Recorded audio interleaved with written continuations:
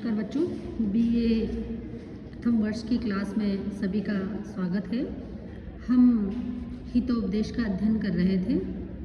हम अभी तक जो अध्ययन कर रहे थे उसके अनुसार ये देखा था हमने कि किस प्रकार से भाग्य के साथ साथ कर्म भी व्यक्ति का साथ देते हैं और कर्म करने पर ही व्यक्ति आगे बढ़ पाता है। इसके पहले वाले श्लोक में भी हमने यही देखा था। अब हम देखेंगे उद्योगिनम उरससिंहम उपेतिर्लक्ष्मी देवेन देयमिति का पुरुषा वदन्ति देव निहत्ते कुरु पौरुषम आत्मशक्त्या। क्या कह रहे हैं यहाँ पर कि लक्ष्मी, जो लक्ष्मी होती है वो उद्योगिनम पुरुष सिंहम, जो उद्योगिनम उद्योग करने वाले, प्रयास करने वाले पुरुष सिंहम, पुरुष रूपी सिंह को, यानी कि जो श्रेष्ठ पुरुष है उसको उपेति प्राप्त होती है। देवेन देयम, कि भाग्य ही सब कुछ देता है। इति, यह बात तो का पुरुषा वदंती, जो कायर पुरुष होते हैं वो ही यह बात कहते हैं कि भाग्य ही सबको देता है। वास्तव में तो परिश्रम करने वाले जो व्यक्ति होते हैं उन्हें ही लक्ष्मी प्राप्त होती है। देवम निहत्ते आत्मशक्तिया पौरुषम कुरु यत्न करते यदि न सिद्धति अत्र का दोष, कि देवम अर्थात जो भाग्य होता है, भाग्य को निहत्ते छोड़ करके व्यक्ति को और आत्मशक्तिया अपनी शक्ति के अनुसार पौरुषम कुरु पुरुषार्थ करना चाहिए। मतलब व्यक्ति को भाग्य के बारे में ज़्यादा नहीं सोचना चाहिए और अपनी शक्ति के अनुसार प्रयत्न करते रहना चाहिए। यत्न करते यदि न सिद्ध्यति, कि यदि परिश्रम करने पर भी व्यक्ति को सिद्धि की प्राप्ति नहीं होती है, अत्र क दोष, तो इसमें किसका दोष है। कहने का तात्पर्य यह है कि जब व्यक्ति परिश्रम करता है तो उससे धन की प्राप्ति होती है, लक्ष्मी की प्राप्ति होती है, लेकिन अगर परिश्रम करने पर भी उसको लक्ष्मी की प्राप्ति नहीं होती है तब फिर उसका कोई दोष नहीं है। कहने का तात्पर्य यहाँ पर यही है कि जो व्यक्ति उद्योगी होता है, परिश्रम करने वाला होता है, उस व्यक्ति को ही लक्ष्मी प्राप्त होती है। और वो जो व्यक्ति होता है जो कि परिश्रम करने वाला होता है वो पुरुषों में सिंह के समान होता है। भौतिक जगत में देखा जाए तो लक्ष्मी की बड़ी महत्ता है और जिसके पास लक्ष्मी होती है लगभग सभी सुख उसे प्राप्त हो जाते हैं। अब प्रश्न हमारे पास बच्चों ये उठता है कि लक्ष्मी किसके पास रहती है, तो यही उत्तर यहाँ पर बताया गया है। एक प्रकार से यहाँ पर भाग्यवाद का विरोध किया गया है और कर्मवादी को ही लक्ष्मी प्राप्त होती है। परिश्रम करने पर श्रेष्ठ पुरुष को लक्ष्मी प्राप्त होती है। उद्योगिनम पुरुष सिंहम, परिश्रम करने वाले श्रेष्ठ पुरुष को ही आत्मशक्तियाँ, आत्मशक्तियाँ से मतलब है यहाँ पर कि अपनी शक्ति से। कहने का तात्पर्य है कि व्यक्ति को जितना वो कर सकता है अपने सामर्थ्य के अनुसार, अपनी शक्ति के अनुसार प्रयत्न करते रहना चाहिए, तभी उसको लक्ष्मी की प्राप्ति होगी। यथा मृत्पिंडतः कर्ता कुरुते यद यदिच्छति एवं आत्मकृतं कर्म मानवः प्रतिपद्यते। देखो ये क्या कहते हैं आगे कि हम परिश्रम करके सब कुछ प्राप्त कर सकते हैं। इन्होंने उदाहरण दिया है जैसे कि जो कुंभकार होता है वो मिट्टी के पिंड से सब कुछ बना लेता है, उसी प्रकार मनुष्य को भी सदैव परिश्रम करते रहना चाहिए।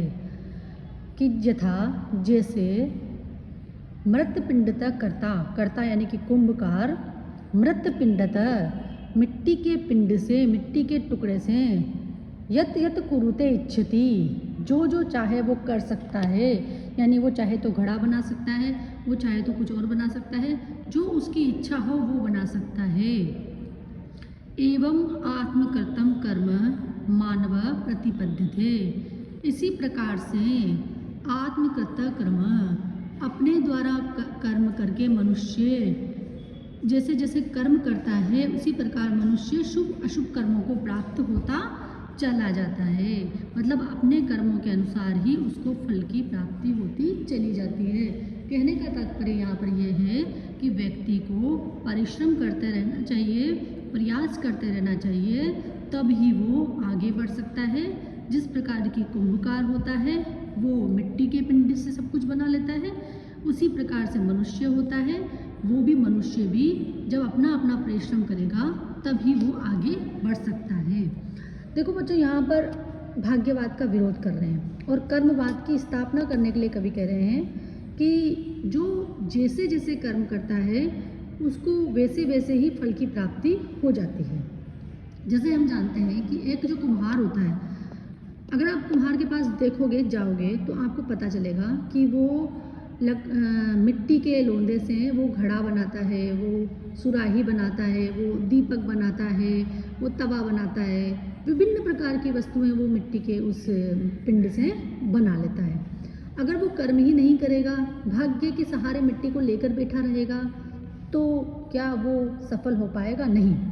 उसी प्रकार से व्यक्ति जब कर्म करता है और व्यक्ति जब कर्म के साथ साथ कार्य करता है तब ही वो उस कार्य में सफल हो पाता है। और वो जो कर्म करता है उसी के अनुसार, जैसे कि कुम्हार जो चीज़ बनाना चाहता है उसी के अनुसार प्रयत्न करता है तभी वो सक्षम हो पाता है। इस प्रकार यहाँ भाग्यवाद का विरोध किया गया है। काकतालीवत् प्राप्यम दृष्ट्वा अपि निधिम अग्रत न स्वयं देवम आदते पुरुषार्थम अपेक्षते। देखो, इसमें एक इन्होंने काकतालीय न्याय के बारे में बताया है। काकतालीय न्याय क्या है? देखो बच्चों, कि काक यानी कि कौवा होता है और ताड़ यानी कि ताल यानी ताड़ का पेड़, इन दोनों से संबंधित है। एक बार क्या हुआ कि एक कौवा जो था वो ताड़ के पेड़ के नीचे से उड़कर दूसरी तरफ जा रहा था वो, और जो ही उड़ता उड़ता वो वृक्ष के नीचे पहुंचा, उसी समय क्या हुआ कि विशाल ताड़ का पेड़ जो था उसके ऊपर गिर गया और वो दबकर मर गया। अब ये तो महज संयोग था, तो इस प्रकार का जो संयोग घटित होता है उसको काकतालीय न्याय यहाँ पर कहा जाता है। तो ये कहते हैं कि काकतालीय न्यायवत, काकतालीय न्याय के समान निधिम, धन को प्राप्त करने के पश्चात भी अग्रत दृष्ट्वा, आगे देखकर भी देवम, भाग्य जो है स्वयं न आदते, स्वयं आकर नहीं देता है, पुरुषार्थम अपेक्षते, उसमें पुरुषार्थ की अपेक्षा की जाती है। कहने का तात्पर्य ये है कि आप जैसे संयोग से आपको धन मिली है, जैसे संयोग से वो कौवा उस पेड़ के नीचे दब करके मर गया, वो संयोग ही था, उसी समय वो उड़ा और उसी समय पेड़ गिर गया। तो जैसे संयोग से वो कौवा उस पेड़ के नीचे दब के मर गया, उसी प्रकार संयोग से यदि आपको धन की प्राप्ति हो भी जाती है, पैसे की प्राप्ति हो भी जाती है, ऐसी परिस्थिति में भी आगे की ओर देख करके भाग्य आपको वो स्वयं हाथ में नहीं देगा। कहने का तात्पर्य एक तरह से देखा जाए तो अगर सामने भी धन पड़ा हुआ है तो वो हमें उठाना ही पड़ेगा। ऐसा नहीं होगा कि यहाँ पर भाग्य को काकतालीय न्याय के समान माना है इन्होंने, कि जैसे संयोग हो गया और संयोग से आपको किसी वस्तु की प्राप्ति हो गई या कोई घटना घटित हो गई, तो नारायण पंडित जी कहते हैं कि यदि संयोग से भी किसी के सामने धन आ गया हो, धन का घड़ा पड़ा हुआ हो, पैसा पड़ा हुआ हो, तो भाग्य उसको उठाकर नहीं देगा। उसको प्राप्त करने हेतु हमें प्रयत्न करना ही पड़ेगा, तभी वो हमारी झोली में आएगा। कहने का तात्पर्य यह है कि व्यक्ति का भाग्य जो है वो साथ तो देता है, लेकिन भाग्य के साथ को व्यक्ति पूरी तरह से संपन्न तब ही कर सकता है जब वो कर्म भी करता जाए। और देखो, काकतालीय न्याय जो यहाँ पर दिया है ये एक प्रकार से एक न्याय सिद्धांत के रूप में माना गया है कि किसी को संयोग से जब किसी के साथ कुछ अच्छा हो जाता है या बुरा हो जाता है, जैसे कौवा पेड़ के नीचे से गुजरा और वहाँ ताड़ का पेड़ गिर गया, उसके साथ बुरा हो गया, लेकिन संयोग से हुआ, उसी समय हुआ। उसी प्रकार संयोग से हमारे साथ कुछ अच्छा भी हो सकता है कि हमें संयोग से कहीं कोई धन दिख जाए सामने पड़ा हुआ, हमारे परिवार में जो वृद्ध हैं वो हमें कोई धन बता जाए कहीं पे गड़ा हुआ या रखा हुआ, लेकिन जब तक हम प्रयत्न नहीं करेंगे वो हमें प्राप्त नहीं होगा।